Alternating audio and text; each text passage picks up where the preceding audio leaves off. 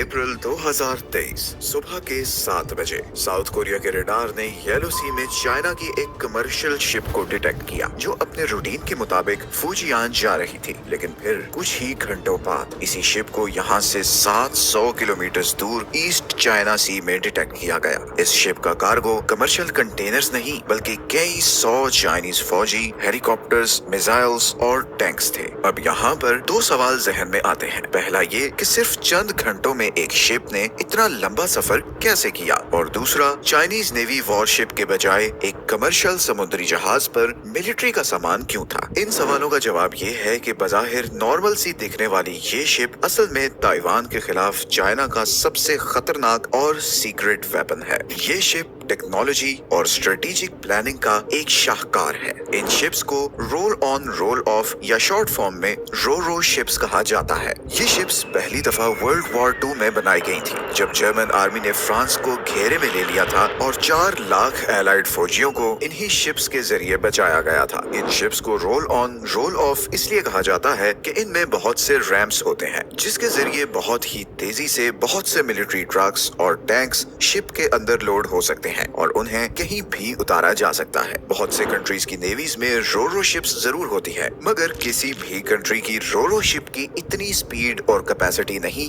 जितनी चाइनीज रो शिप की है। इसे बोहाई हैंगडा कहते हैं। इस एक चाइनीज शिप में 300 के करीब टैंक्स या ट्रक्स लोड हो सकते हैं और सिर्फ चंद घंटों में किसी भी साहिल या पोर्ट पर इन्हें ऑफलोड किया जा सकता है। तो ताइवान पर अटैक की सूरत में ये शिप बहुत ही इम्पोर्टेंट रोल प्ले कर सकती है। सबसे पहले तो क्योंकि दिखने में ये बिल्कुल कमर्शियल शिप जैसी होती है, तो ताइवान की आर्मी एक कंफ्यूजन में रहेगी कि कहीं वो गलती से चाइना की किसी सिविलियन शिप को ना हिट कर दे। और दूसरा, ये शिप्स ताइवान के किसी भी किनारे पर सिर्फ चंद घंटों में चाइना के कई हजार फौजी, टैंक्स और इवन हेलीकॉप्टर्स उतार सकती है। तो एक तरफ चाइना की नेवी ताइवान को वेस्टर्न बॉर्डर पर एंगेज किए होगी और दूसरी तरफ इन रो शिप्स की मदद से चाइना ताइवान के अंदर घुसकर आसानी से उसका कंट्रोल ले सकेगा। लेकिन क्या ताइवान पर अटैक करना और उस पर कब्जा करना चाइना के लिए इतना ही आसान है? अगर इतना ही आसान है तो अभी तक चाइना ने ऐसा किया क्यों नहीं? किस चीज ने चाइना को रोका हुआ है? इसका जवाब है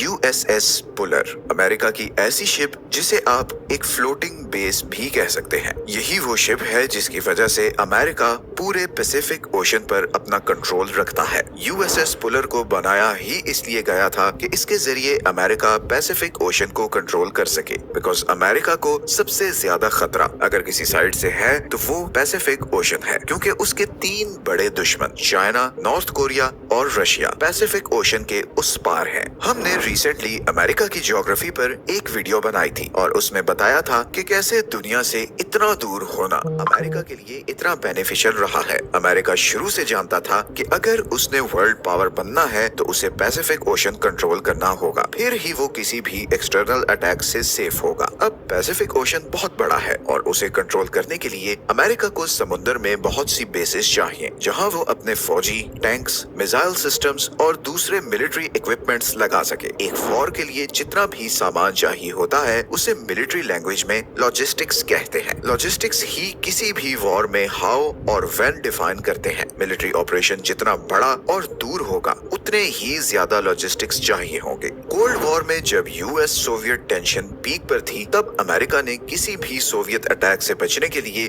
यूरोप में इटली से लेकर जर्मनी तक इंटरकनेक्टेड बेसेस बनाए ताकि अगर सोवियत यूनियन की तरफ से अटैक हो तो अमेरिकन मिलिट्री इन लॉजिस्टिक्स के जरिए यूरोपियन आर्मी के साथ मिलकर सोवियत को पीछे धकेल सके। कोल्ड वॉर के बाद वेस्टर्न साइड पर पैसिफिक ओशन ने यूरोप की जगह ले ली है। चाइना, नॉर्थ कोरिया और रशियन इन्फ्लुएंस को रोकने के लिए अमेरिका ने इधर जापान, साउथ कोरिया और फिलीपींस में मिलिट्री बेसेस बनाई हुई हैं। फिर इधर गुआम और हवाई में भी अमेरिका की मिलिट्री बेसेस हैं। लेकिन इन सब बेसेस के बीच बहुत डिस्टेंस है क्योंकि पैसिफिक ओशन बहुत बड़ा है और इस डिस्टेंस की वजह से अमेरिका के लिए ताइवान या साउथ कोरिया तक लॉजिस्टिक सपोर्ट पहुंचाना बहुत मुश्किल है।